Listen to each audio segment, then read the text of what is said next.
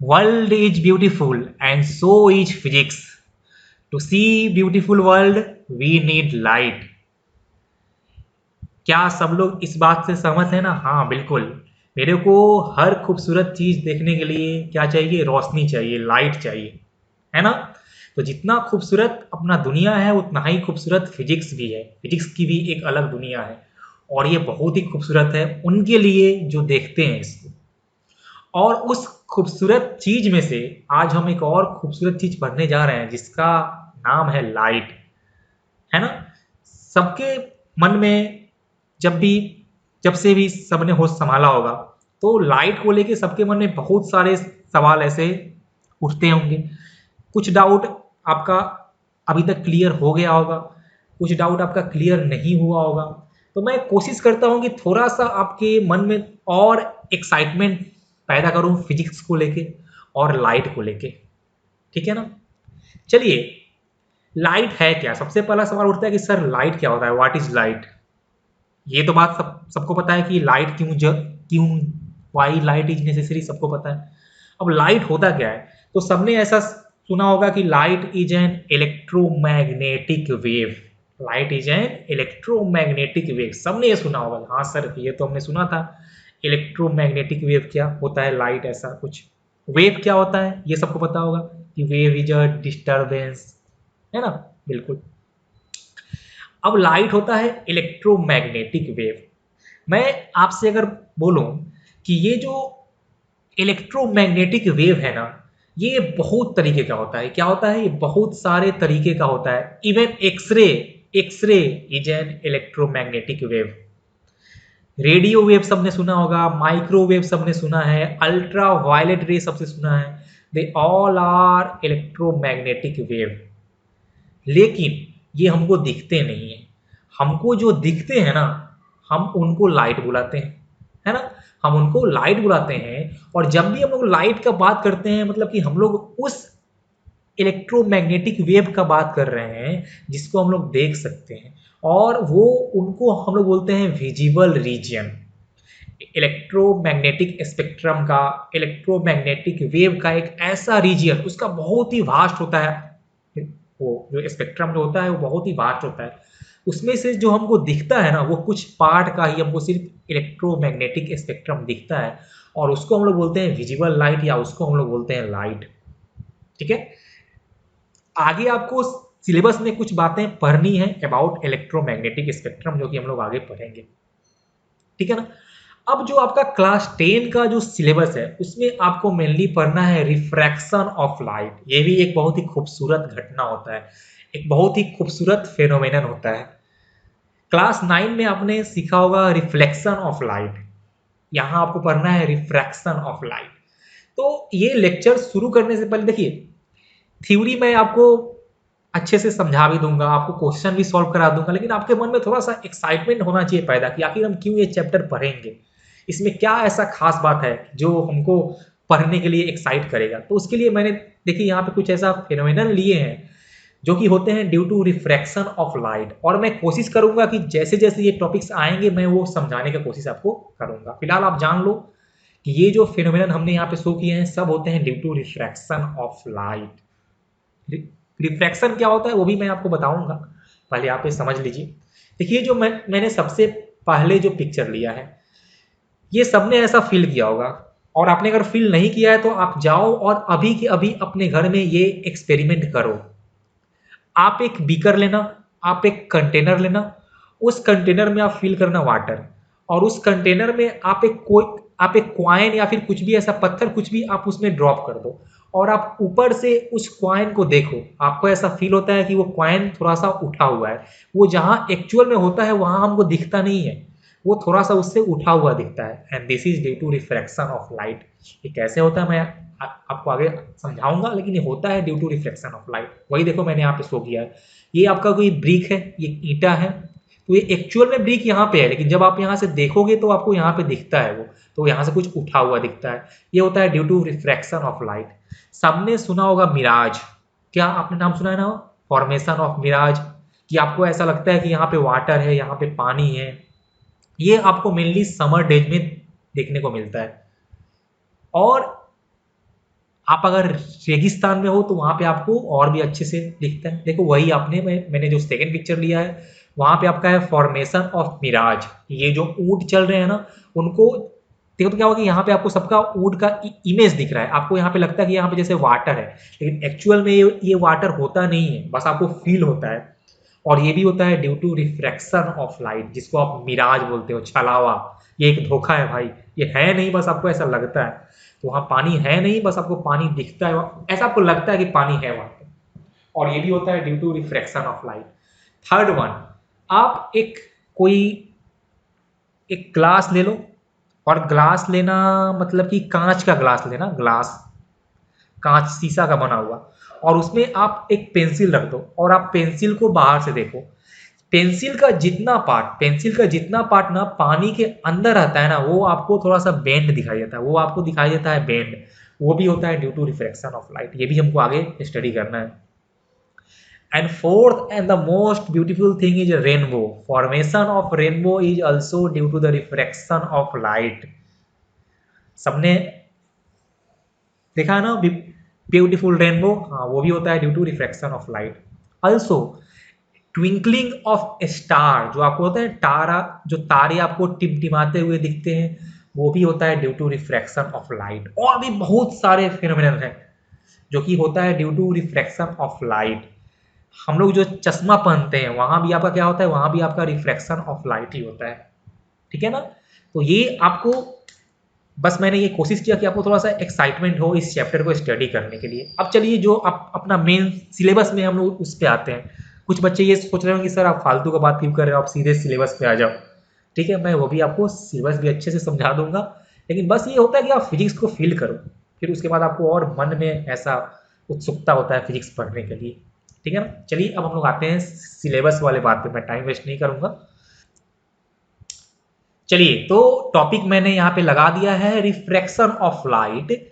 आपको जो स्टडी करना है रिफ्रैक्शन, वो करना है study refraction at plane surface, मतलब कि एक सरफेस रहेगा जो एकदम प्लेन रहेगा, कुछ ऐसा रहेगा आपको दिखेगा। और सेकेंड जो आपको पढ़ना है वो हमको पढ़ना है रिफ्रैक्शन एट कर्व सरफेस। मेरा सरफेस कुछ ऐसा टेढ़ा मेरा रहेगा, वहां से लाइट का रिफ्लेक्शन स्टडी करना है।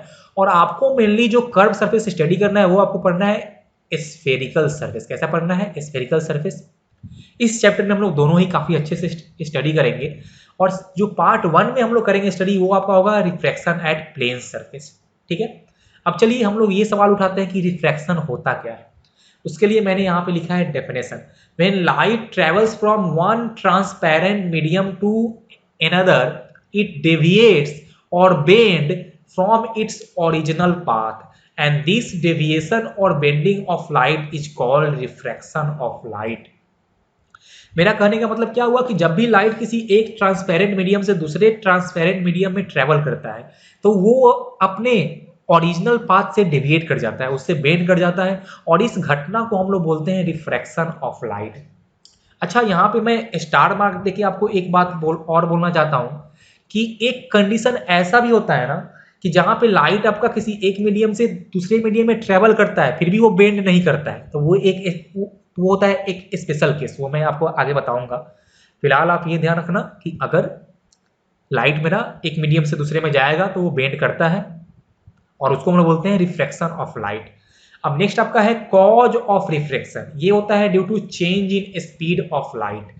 मेरा कहने का मतलब ये हुआ कि जब भी लाइट एक मीडियम से दूसरे मीडियम में ट्रेवल करता है तो उसका स्पीड चेंज करता है। क्या होता है, उसका स्पीड चेंज करता है, और due to change in speed वो अपने ओरिजिनल पाथ से डेविएट कर जाता है। समझ में आया। तो आपका हो गया कॉज ऑफ रिफ्लेक्शन। अच्छा, मैं आपको एक और मस्त बात बोलूं, light always choose fastest path.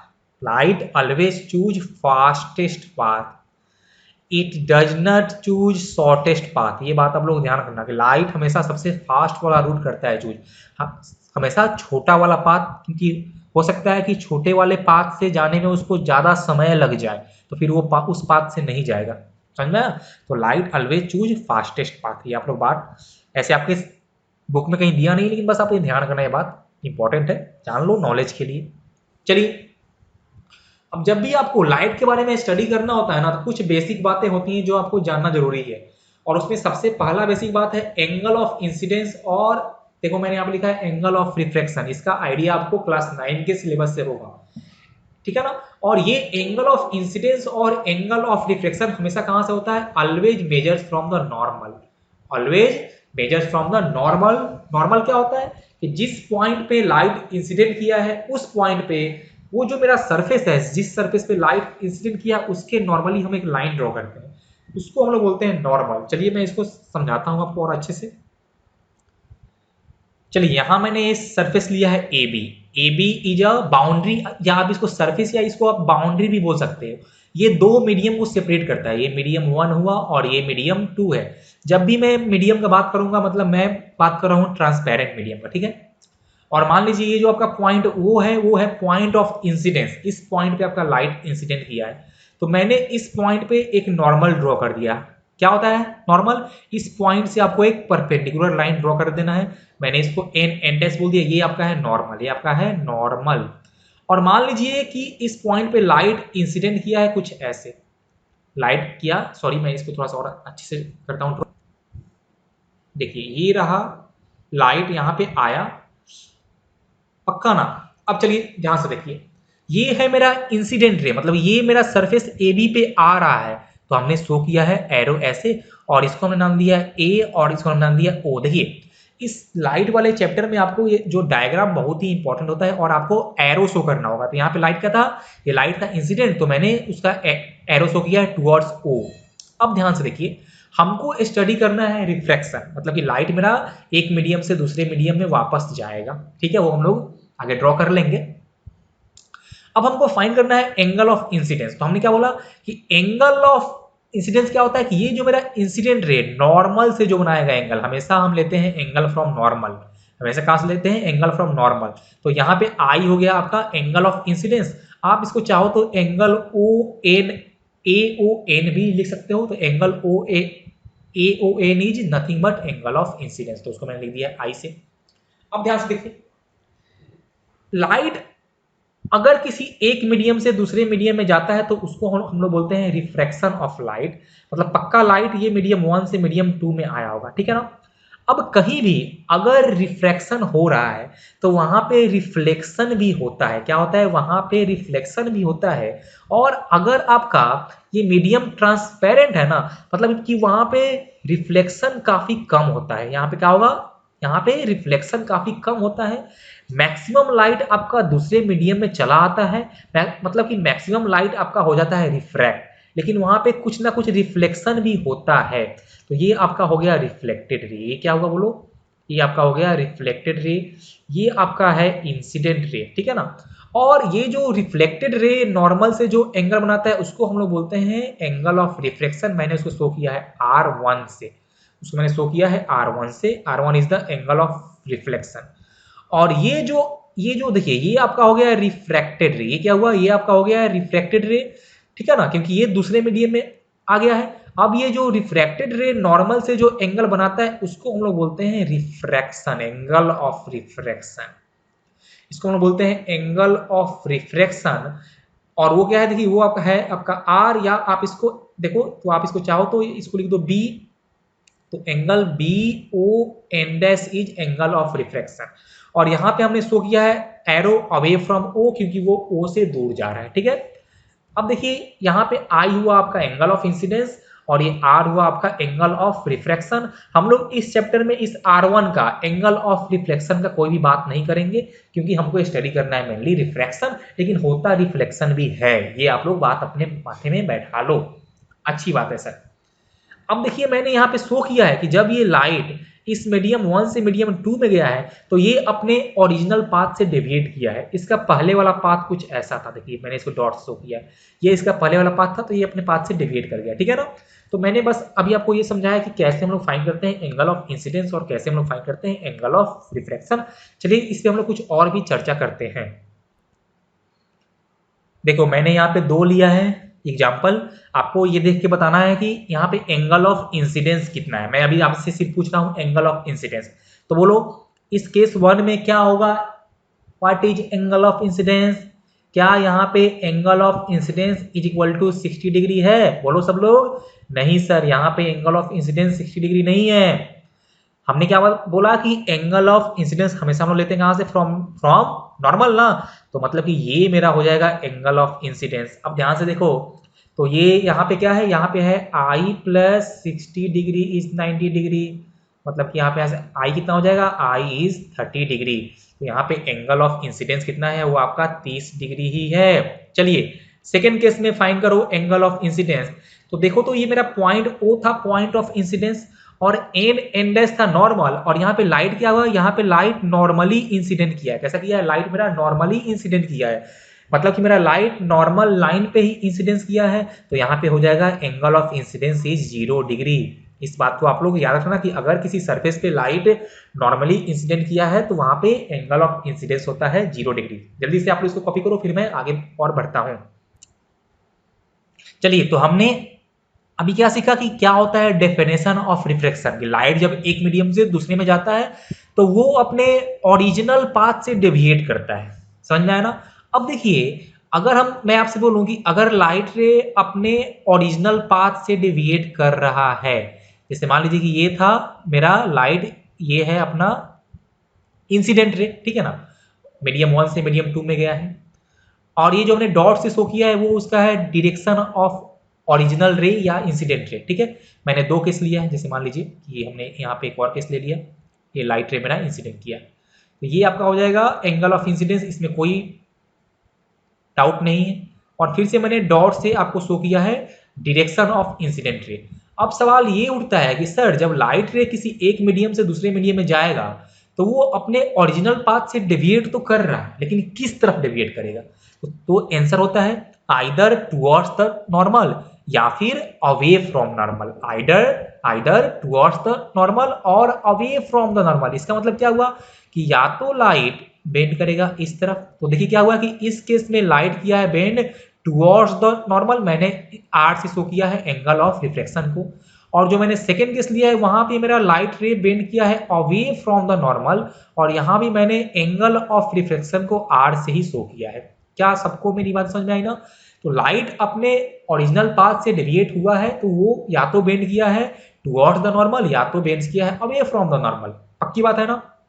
अब ध्यान से देखो कि इन पार्ट 1 जब वो बेंड किया है टुवर्ड्स द नॉर्मल, इस केस में एंगल ऑफ इंसिडेंस, इस केस में angle of incidence, angle of incidence is more than, बोलो, is more than angle of reflection. सबको यहाँ पे दिख रहा होगा, यही ना। देखो ये था ना आई, ये मेरा पूरा था आई, और लाइट क्या हुआ है, लाइट हुआ है बेंड टुवर्ड्स द नॉर्मल, तो वहां पे angle of reflection is less than angle of incidence. और अगर आपको फाइंड करना हो डेविएशन कि मेरा लाइट रे कितने एंगल से बेंड किया, तो वो आपका हो जाएगा from by angle I minus R. क्या होता है, आई माइनस आर। देखिए ये रहा आपका, ये जो है ना छोटा सा, देखिए इधर ये आपका हो गया है angle of deviation I minus R. ये मैं अगर इसको ड्रॉ करूँ ऐसे पूरा कंप्लीट, तो ये आपका हो जाएगा रिफ्लेक्टेड रे। तो ये आपका देखिए यहाँ पे है, ये एंगल ऑफ डेविएशन है आई माइनस आर। समझ में आया ना। सेकेंड केस में देखो क्या है कि when light bends away from the normal, in that case angle of reflection is more than angle of incidence, and in this case deviation is R minus I. कितना है, आर माइनस आई। देखिए this is deviation, and वो आपका कितना होगा, वो आपका हो जाएगा आर माइनस आई होगा ना। सब लोग इसको एक बार ड्रॉ कर लो, डायग्राम जो हमने आपको शो किया है। अब सवाल उठता है कि सर हम लोग कैसे पता करेंगे कि कब लाइट मेरा बेंड करेगा टुवर्ड्स द नॉर्मल और कब बेंड करेगा अवे फ्रॉम द नॉर्मल। तो इस सवाल का जवाब देने के लिए मैं एक नया टर्म यूज करने जा रहा हूं, और इस टर्म का नाम है optical denser and optical rarer. इसका टर्म का नाम क्या है, optical denser and optical rarer. देखिए ये जस्ट एक ऐसा टर्म है ना, ये दो मीडियम को ऑप्टिकली सेपरेट करता है, ये दो मीडियम को ऑप्टिकली सेपरेट करता है। इसका मतलब क्या होगा सर, हमको समझ में नहीं आया। देखिए मैं क्या बोलना चाह रहा हूँ, अगर मेरे पास दो मीडियम है, क्या है, अगर मेरे पास दो मीडियम है कोई भी 1 और 2, और तो सुनिए देखिए क्या होता है कि speed of light is less in denser medium, is less in denser medium compared to the rarer medium, compared to the बोलिए compare to the rare medium.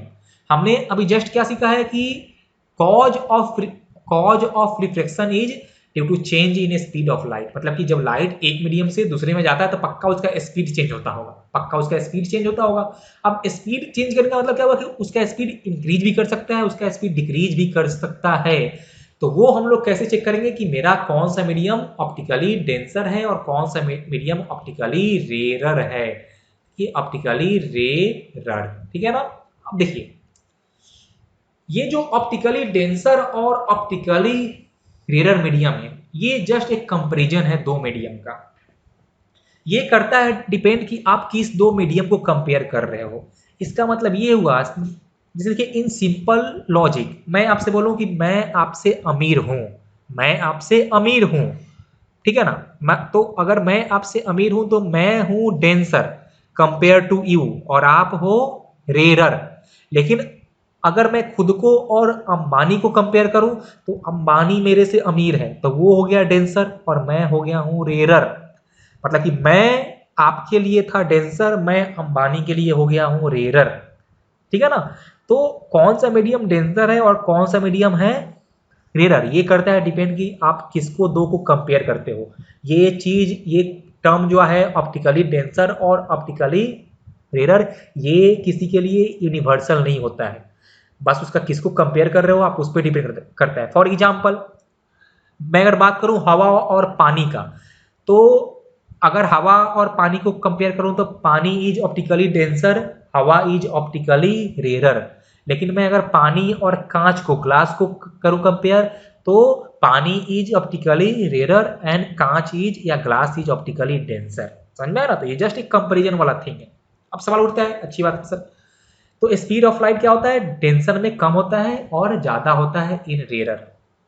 आप बोल सकते हो कि light slows down when it goes to the denser medium. अच्छी बात है sir, अच्छी बात है। चलिए अब इससे हम लोग कैसे करेंगे रिलेट कि लाइट मेरा किस तरफ बेंड करेगा। तो सुनिए, अगर मेरा light towards the normal bend किया है, कहां किया है, टुवर्ड्स द नॉर्मल, इसका मतलब कि मेरा लाइट गया है फ्रॉम रेरर टू डेंसर। कहां गया है, फ्रॉम रेरर टू डेंसर। अगर लाइट रे आपका जाएगा from rarer medium to denser medium, तब वो नॉर्मल की तरफ बेंड करता है, तब वो नॉर्मल की तरफ बेंड करेगा और तब उसका angle of refraction angle of incidence से कम हो जाएगा, ठीक है। सिमिलरली अगर आपका लाइट रे जा रहा है कहां से, from denser to rarer, from denser to rarer, उस केस में आपका लाइट रे, उस केस में आपका लाइट रे नॉर्मल से दूर भागता है, अवे फ्रॉम द जाता है नॉर्मल। कहां जाता है, अवे फ्रॉम द नॉर्मल। मतलब यहां पे सेकेंड केस में आपका लाइट गया है डेंसर टू रेरर, कहां गया है, डेंसर टू रेरर। और जो फर्स्ट केस था वहां पे गया है रेरर टू डेंसर। अब इस बात को आप लोग अपनी कॉपी में लिख लो कि जब भी लाइट जाएगा फ्रॉम रेरर टू डेंसर तो लाइट का स्पीड कम हो जाएगा और वो नॉर्मल की तरफ बेंड कर जाएगा। अगर लाइट जा रहा है डेंसर टू रेरर तो वो उसका स्पीड बढ़ जाएगा और लाइट मेरा नॉर्मल से दूर भागेगा। क्या सबको मेरी बातें समझ में आई ना? ये बेसिक बात हुआ कि कब हम लोग कहेंगे कि लाइट बेंड किया है टुवर्ड्स द नॉर्मल और कब हम कहेंगे कि लाइट मेरा बेंड किया है अवे फ्रॉम द नॉर्मल। मतलब कि जब लाइट जाएगा हवा से पानी में, कहां जाएगा, हवा से पानी में, तो अगर लाइट हवा से पानी में जा रहा है, अगर लाइट हवा से पानी में जा रहा है मतलब वो जा रहा है from optically rarer to denser, तो पक्का वो नॉर्मल की तरफ बेंड करेगा, टुवर्ड्स द नॉर्मल बेंड करेगा। तो चलो मैं एक ऐसा आपको लेता भी हूँ एग्जाम्पल। जैसे मान लीजिए कि मेरे को ऐसा दिया है क्वेश्चन में कि इधर है हवा और इधर है वाटर और ये रहा मेरा नॉर्मल, ये ओ है पॉइंट ऑफ इंसिडेंस और वहां पे लाइट रे मेरा ऐसे किया है इंसिडेंट, ये देखिए एंगल आई से। अब हमसे बोला है कंप्लीट रे डायग्राम, कंप्लीट द रे डायग्राम। हाँ सर बिल्कुल हम लोग कंप्लीट कर लेंगे। यहाँ पे लाइट कहाँ जा रहा है, फ्रॉम एयर टू वाटर, मतलब from rarer to denser, so light will bend towards the normal. मतलब कि जो आपका कंप्लीट डायग्राम, देखिए मैं यहाँ थोड़ा सा मिटा के फिर से अच्छे से बनाता हूँ। जो आपका कंप्लीट डायग्राम कुछ ऐसा आएगा कि light will bend towards the normal और फिर ये आपका हो जाएगा एंगल ऑफ रिफ्रैक्शन और ये लाइट का ओरिजिनल डायरेक्शन था। समझ में आया ना? देखो क्या हुआ, यहाँ पे लाइट बेंड किया है टुवर्ड्स द नॉर्मल। क्या सबको ये बातें समझ में आई ना कि कब हम लोग बोलेंगे कि लाइट मेरा बेंड किया है अवे या कब बेंड किया है टुवर्ड्स? सब लोग इसको जल्दी से नोट डाउन कर लो। अब हम लोग कैसे पता करेंगे कि मेरा लाइट या मेरा मीडियम जो है वो ऑप्टिकली डेंसर है कि है, बोलिए, रेडर? तो एक चीज आप ऐसे बोल सकते हो कि अगर लाइट का स्पीड कम हुआ है तो हो जाएगा डेंसर, और अगर लाइट का स्पीड इंक्रीज किया है तो हो जाएगा वो रेडर। एक और तरीका होता है, एक और चीज होता है, एक और मीडियम का खासियत होता है जो कि बताता है कि लाइट मेरा डेंसर है कि है रेडर। उसको हम लोग बोलते हैं refractive index of the medium. लेकिन वो हम लोग पढ़ेंगे नेक्स्ट लेक्चर में। आज हमने बस आपको यहाँ पे दिया है इंट्रोडक्शन। आप लोग इसको ख्याल रखना, ध्यान करना। हम लोग मिलते हैं नेक्स्ट लेक्चर में, तो इसमें हम लोग अपना चर्चा और आगे बढ़ाएंगे। तो चलिए, तब तक के लिए टाटा बाय एंड टेक।